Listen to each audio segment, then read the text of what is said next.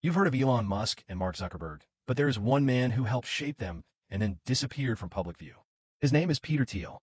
He avoids fame, rejects the spotlight, and rarely explains himself. Yet his influence runs deep through Silicon Valley and global power structures. This story begins with a simple question. How did one of the most powerful minds in technology become almost invisible to the world?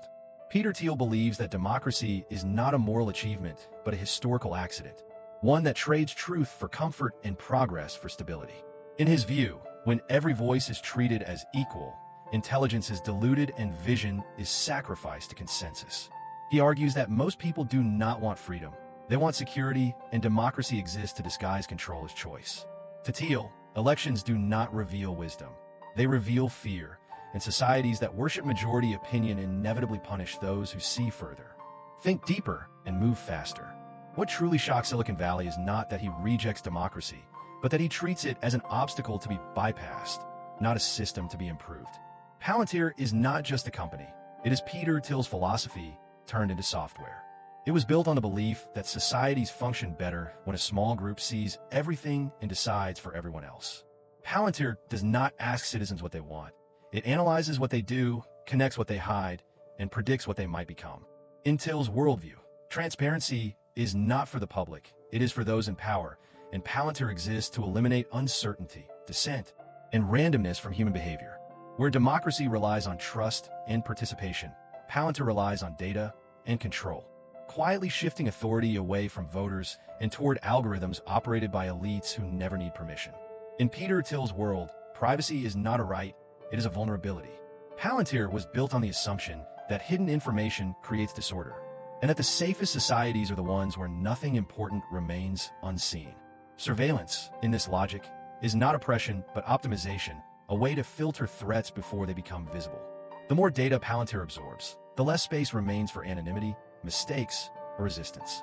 What democracy once protected as personal freedom, Palantir reframes as inefficiency, quietly teaching governments that a citizen who cannot be fully mapped cannot be fully controlled. Palantir's true power is not surveillance, it is prediction. Once behavior is fully mapped, the next step is to forecast outcomes and intervene before choices are even made. Crime is addressed before it happens, dissent is identified before it spreads, and instability is neutralized before it becomes visible. In this system, the future is no longer something societies debate or vote on. It is something calculated and managed by models built far from public scrutiny. To Peter Thiel, this is the logical end of democracy, a world where uncertainty is eliminated and freedom is replaced by pre-approved outcomes, all justified in the name of safety and efficiency. In a predictive society, power no longer belongs to voters, leaders, or institutions. It belongs to those who design the model. The assumptions written into algorithms quietly determine what is normal, what is dangerous, and what must be eliminated. Once a model defines reality, human judgment becomes secondary, and accountability disappears behind complexity. Peter Thiel understands this shift better than most, because controlling the model means controlling outcomes without ever issuing orders.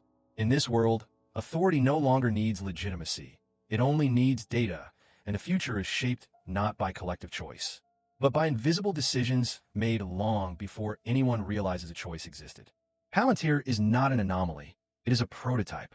It represents a future where states no longer govern through laws, debates, or public consent, but through systems that monitor, predict, and optimize human behavior at scale.